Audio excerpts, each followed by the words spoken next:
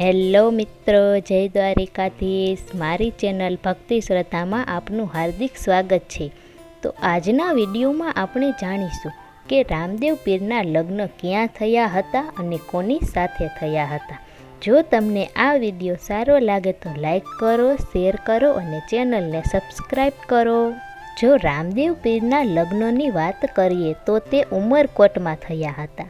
આ ઉમરકોટ એટલે અત્યારના પાકિસ્તાનનો થરપાકર વિસ્તાર અને અત્યારે ત્યાં રામદેવ પીરજીનું પ્રખ્યાત મંદિર પણ આવેલું છે. આ ઉમરકોટના રાજા દલજી સોઢા હતા. તેના ઘરે 2 દીકરા જ હતા, પરંતુ દીકરી હતી નહીં. આથી તેને હિંગળાજમાની માનતા માની કે હે માતાજી, અમારા ઘરે દીકરીનો જન્મ થાય.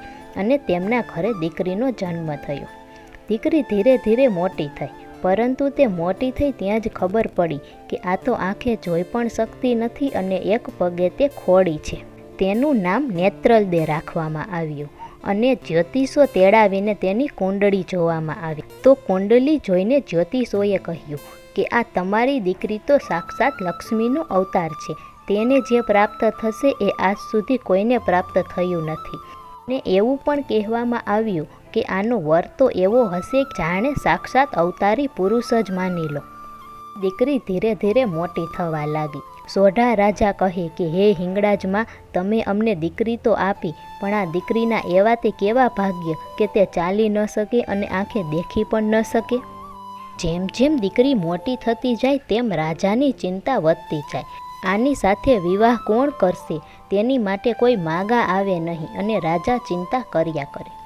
એક દિવસ સખીઓએ આવીને નેત્રલદેને કહ્યું કે રણુજામાં કોઈ રામદેવ પીર કરીને છે.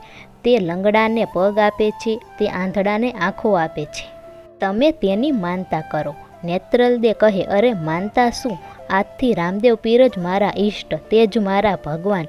અને નેત્રલદે તો રામદેવ પીરની પૂજા અને સેવા કર્યા કરે. નેત્રલદેની આ ભક્તિ જોઈને સોઢા રાજા વિચારે કે જ્યોતિષીઓએ પણ કહ્યું હતું કે આ દીકરીના લગ્ન કોઈ અવતારી પુરુષ સાથે થશે. રામદેવજી અવતારી પુરુષ છે અને આ દીકરી પણ લક્ષ્મીનો અવતાર છે એવું જ્યોતિષીઓએ કહ્યું હતું.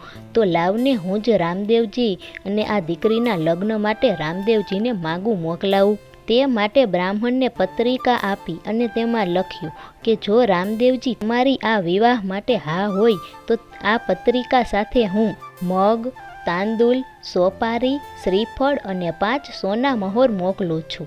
અને જો રામદેવજી હા પાડે તો તમે તેને ચાંદલો કરીને અક્ષત આપી દેજો. વિપ્રદેવ તો સભામાં આવ્યા. તેને સભામાં આવીને આ પત્રિકા વાંચી. ત્યાં તો સભાના બધા લોકો ઊભા થઈ ગયા અને કહે કે અરે ના ના, આ કેવી રીતે સંભવ બની શકે? આવો નિર્ણય ન લેવાય. તે નેત્રલદે તો આંખે આંધળી છે અને પગે લૂલી છે. આપણા રામદેવ પીર તો રૂપનો અંબાર છે. તે તેની સાથે લગ્ન કેવી રીતે કરે? આ નિર્ણય ખોટો છે. હે ઉમરકોટના બ્રાહ્મણ દેવ, તમે આ પત્રિકા લઈને પાછા વયા જાઓ. પરંતુ રામદેવ પીર કહે, હું તેનાથી ખુશ છું. મારી હા હોય તો તમને બધાને શું વાંધો છે? તો હે બ્રાહ્મણ દેવ, વિક્રમ સંવત 1494 વૈશાખ શુક્લ એકાદશીના લગ્ન નક્કી કરો. આ સાંભળીને બ્રાહ્મણ દેવે તો રામદેવ પીરને ચાંદલો કરી દીધો અને અક્ષત આપી દીધા અને લગ્ન નક્કી થઈ ગયા. રામદેવ પીરની જાન તો ખૂબ મોટા રસાલા સાથે ઉમરકોટ જવા માટે નીકળી ગઈ. રામદેવ પીરની જાન ઉમરકોટ પહોંચી. તેનું ખૂબ સ્વાગત કરવામાં આવ્યું. ઉમરકોટમાં રામદેવ પીરજી અને નેત્રલદેના વિવાહ થતા હતા. ત્યારે દલજી રાજાએ કન્યાદાન આપ્યું, પગનો અંગૂઠો ધોયો અને નેત્રલદેનો હાથ રામદેવ પીરના હાથમાં આપ્યો. પણ હવે ફેરા ફરવાના હતા. બધાને થયું કે નેત્રલદે તો પગે ચાલી શકતા નથી, તો હવે શું કરશે? પણ એ સમયે નેત્રલદેનો હાથ રામદેવ પીરના હાથમાં ગયો કે તરત જ તેનો પગ સીધો થઈ ગયો અને આંખમાં પણ રોશની આવી ગઈ અને તે ચાલવા માંડ્યા અને આંખે દેખતા થઈ ગયા અને તેને રામદેવ પીર સાથે ફેરા ફર્યા. બધાએ આ બંનેને વધાવી લીધા અને રામદેવ પીરનો જય જયકાર થઈ ગયો.